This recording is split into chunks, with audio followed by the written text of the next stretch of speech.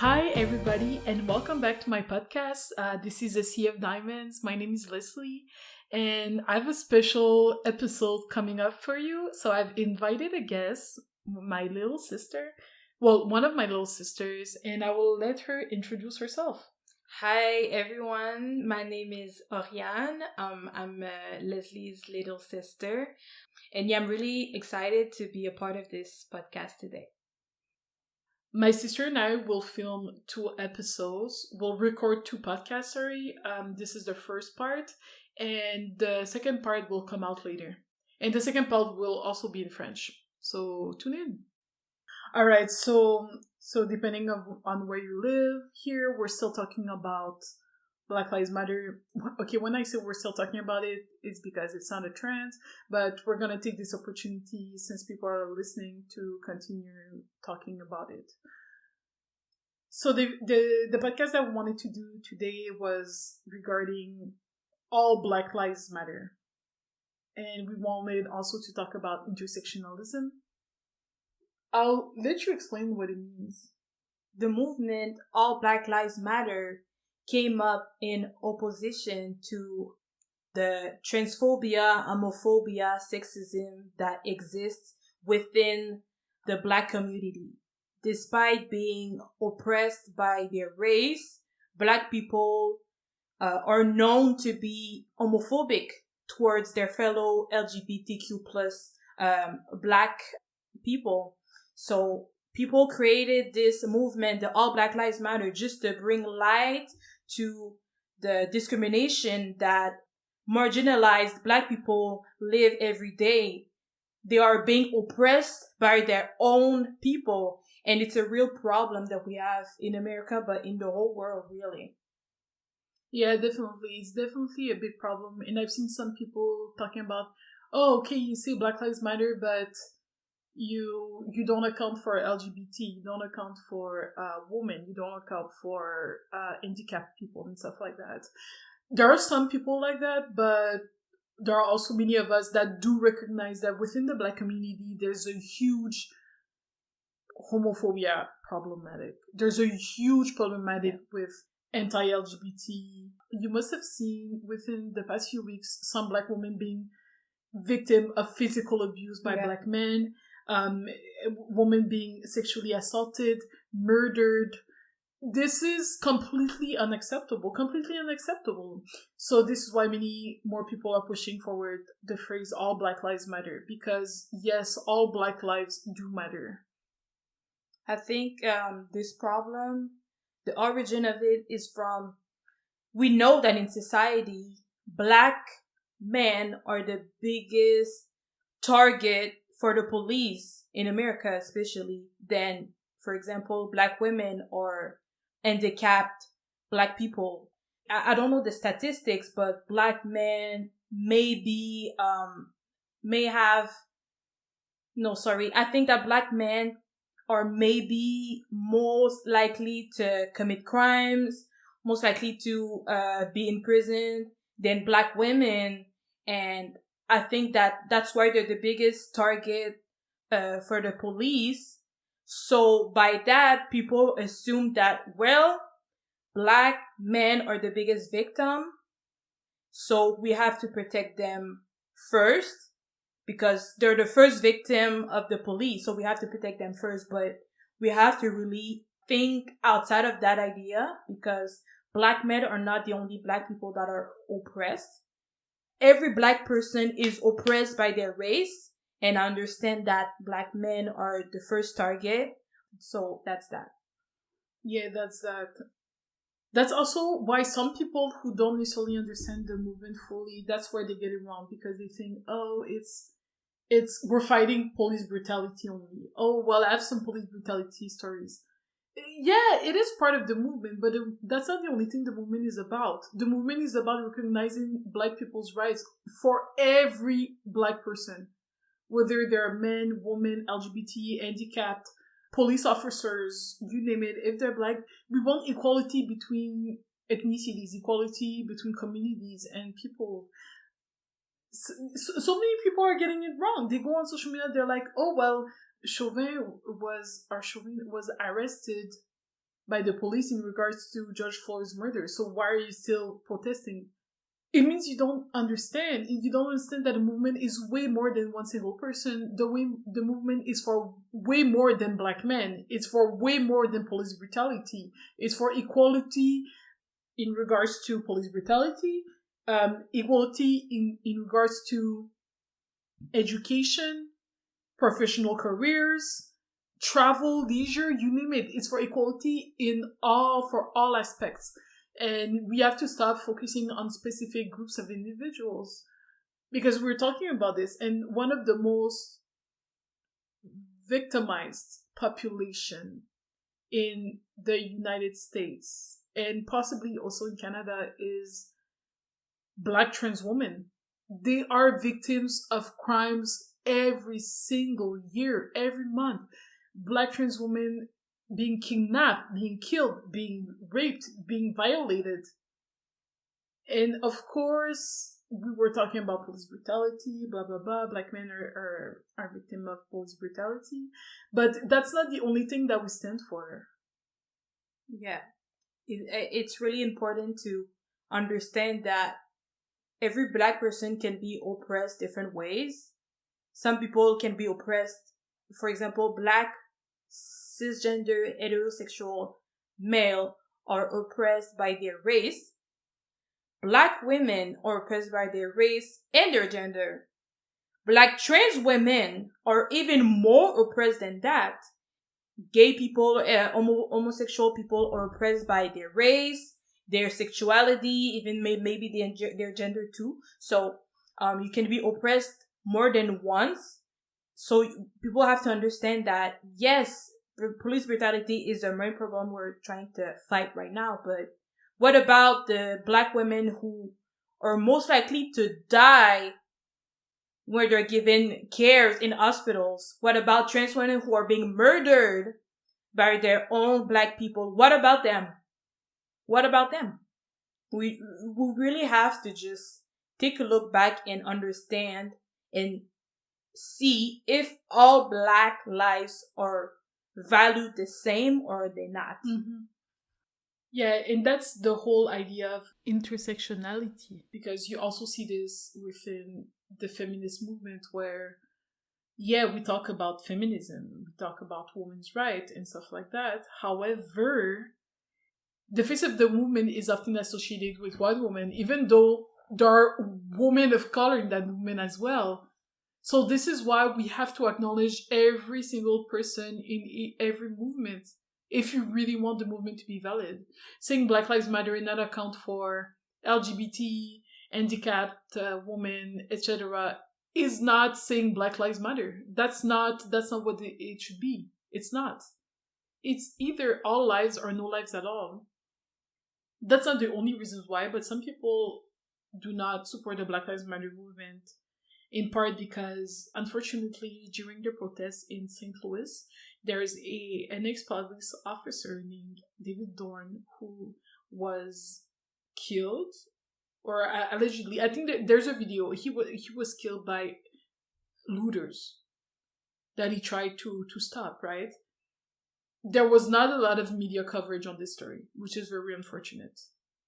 And some people are now were saying, okay, so Black Lives Matter only when they're killed by police officers. Black Lives Matter only when they're marching for Black lives. No, I don't think so. It is possible that some people who support the Black Lives Matter movement do not necessarily care about the death of this man. But I would think that majority of people do care. It's not that we don't care at all. I do think that the majority of people do care. But unfortunately, it has passed kind of unnoticed because of all the news that's going on, which is very unfortunate. I mean, I agree with you, and I understand that this was a Black man, and at the end of the day, all Black lives matter, and even his life mattered, even if he was a police officer.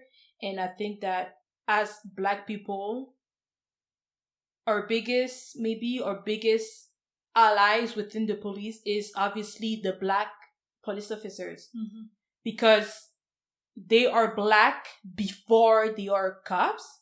So we have to just take that in consideration. Like, yes, police brutality is a thing, but at the end of the day, these people are Black too, and even if you don't agree with the system and how the police works, these people are Black. They can understand your problems, and if you want to make a change, you would want Black cops on your side, because they're gonna help you the route that you have to take if you want to make a better change. And if you want to change the mentality of white cops, it's most likely going to be through Black cops. I think it might be through something else, but like, if we're thinking really, these are Black people, they were Black before they were cops, so we have to just give them the chance to change and to talk to them, educate them, and they can help us back, I think. No, I totally agree with you. It's not because he was a police officer that his life mattered less. The Black Lives Matter movement is not a movement only against police brutality. This is not what it is. That's what people are saying right now because of the murder of George Floyd, Breonna Taylor, Ahmaud Arbery. But the movement is not only about police brutality. The movement is about equality for Black people. So his life did matter. This is kind of a touchy subject. We were talking about this earlier, and it's kind of touchy, but personally, I approve of the protests 100%. If they're peaceful, I approve of the protests 100%. I think it's our right. However, personally, I do not agree with the looting nor with the riots. I get it though, but I don't agree with it. I don't condone it personally. Yeah, I agree with you. I don't agree with violence, looting, rioting, because I feel like when the media is trying to pick up images of the protests, they only will show the violence, the fires, the looting, all of that. That's what they want to show. That's what they want to see, and that's what they will show on medias. So whatever you do, if you do peaceful protest, most likely they will not film you, or they will not make coverage of it because it's peaceful.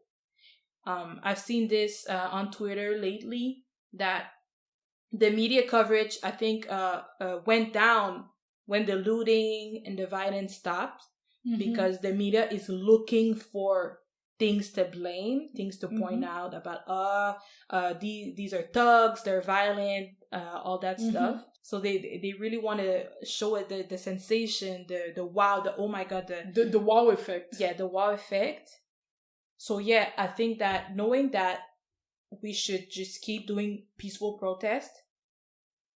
I think that the rioting and the looting, they really they helped at the beginning, but at the end of the day, a lot of people lost their lives. A lot of people were hurt. A lot of people lost their eye maybe during the protest. So I don't know if it's worth it, to lose an eye or to be hurt or to die in this protest. I would rather want these people to be alive and to see the change that they made. It's sad because they're dying. They really wanted to make a change and they die, and I think it's sad. That's why I would say peaceful protests are the best protests. Rioting and looting, it worked at first, I think, but for now we should just stick to peaceful protest and try to just make a change like this. But that's just me. No, I agree with you. I think we should stick to peaceful protests because, as you point out, the media coverage has reduced significantly, because at the start there were like fires and then buildings being destroyed and windows being broken and stuff like that. Of course, that's like, oh my god, wow, oh my god, look what's going on, blah blah blah. And then a bit like the cop situation, some people, they see people protest, they see some people riots, and they're like, ugh, they're a bunch of rioters, a bunch of looters, blah blah blah. I will not sympathize with them. Just like some people see the cops and think all cops are bad cops, which I don't believe in. it spoils the bunch, right? It spoils the rest of the population, or the rest of the people who are protesting peacefully, because a large majority of people are protesting peacefully. And also, by the way, yes, there are some people who are for Black Lives Matter who are rioting and looting, but if you were not aware of this, many people hijack protests, peaceful protests, so that they can steal, they can riot and stuff like that. Some people, they just worship chaos. And if you go to any protest, you will find some people who, I'm sure, they have no idea what they're doing there, other than riot and loot and do some looting. Like, that's the way it is. That's the way it is. So when I see that, I'm kind of like, yes, of course, I'm not denying that there are some people who are for Black Lives Matter who did participate in the riots, who did participate in the looting. But there are also many people who did steal and who participated in the riots, and they do not care about Black Lives Matter. They were only there for the chaos, or I don't know, like to become famous, or whatever it is that people do these days. Yeah. So let's be careful here. Let's be careful. What about you? What are some actions that you've taken ever since the death of George Floyd or Ahmaud Arbery? For me personally, I think that the most consistent thing I've done is to stay updated. I have my Twitter account that I consult every day. I read articles, I read people's stories every day.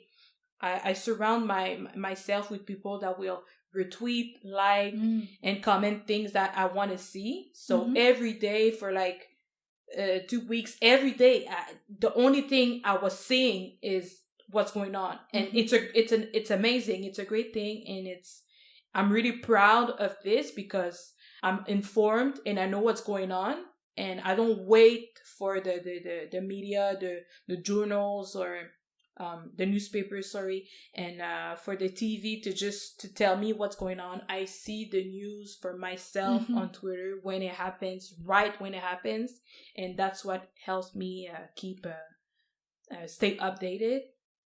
And other than that, I have signed petitions, I've donated, I've tried to, create conversations with my friends, conversations with my family. I have shared links, shared stories, shared my opinion on different things. I went to a protest in Ottawa on June 5th. I was there with my sister and my father. We were in front of the embassy of the United States. So we were there for like few hours. There were a lot of people. It was so hot outside, but really, it was really amazing to see how much people there were with posters, and it was really, really amazing to see. And it was a big moment that I will never forget, and that that was really a proud moment. Yeah, I agree. I think I felt the same thing, because I also went to the protest, but I didn't go with you guys. I went a bit later, and I did not see you, by the way. It was amazing to see so many people. I think by the time we got there were less people. Justin Trudeau was gone already, because I'm sure some people, they went partly because Trudeau was there, but whatever. But it was indeed amazing to see so many people here for the same cause. There's just like this type of vibe, and this pride of attending such protest. It felt really good. And just like I mentioned earlier, there were some kids. I mean, the only thing I heard them shouting was F the police, okay? That's the only thing I heard them say. This is what I mean when I say some people go to protest, but they're not necessarily there for like the whole cause, you know what I mean? They're there to do their own thing or whatever. But, it was really great. I've also been talking with some people from my entourage, some of my friends and stuff, talking about the movement, talking about my own personal experiences. It has not been easy. It's not an easy conversation to have, but I think it is necessary. I think it's interesting that you said that you spend a lot of time on Twitter to find out what the news are. I would agree that there were some events that happened to Black women that it took a little bit longer for it to appear in the newspaper. It was already on Twitter and people could already read about it even before it hit the newspaper. So I think that's pretty great. Yeah, that's the most important thing for me. I hope that the protests, they keep happening because we're not done. If we're saying we're going to fight for all Black Lives Matter, we have to keep fighting for all Black lives that all were Black lost. lives. Yes, the cops that killed George Floyd were arrested.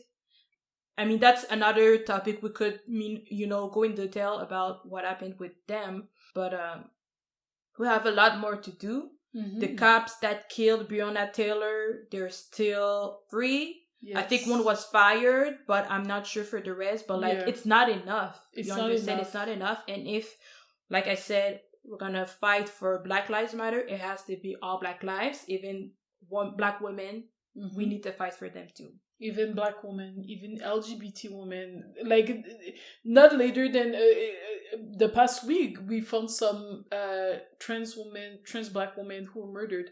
It's not okay. Their life was as valuable as any other Black person. And we have to keep fighting. We have to keep our heads up. Okay, do you have any social media that you want to share? You can always follow me on Facebook. I don't mind. Do you share a lot of things on Facebook? Not really. Okay, so why are we talking about this? I mean, I don't really I have social media, but like I don't use it the way you would think I would use it. Instagram, I don't use it the way you would think the way people are supposed to use it. Like I don't really, like I have like multiple accounts, but like I don't know. Instagram is not where I share my news on the Black Lives Matter movement. So I don't think it's relevant to share my Instagram. So maybe I will share my Twitter someday.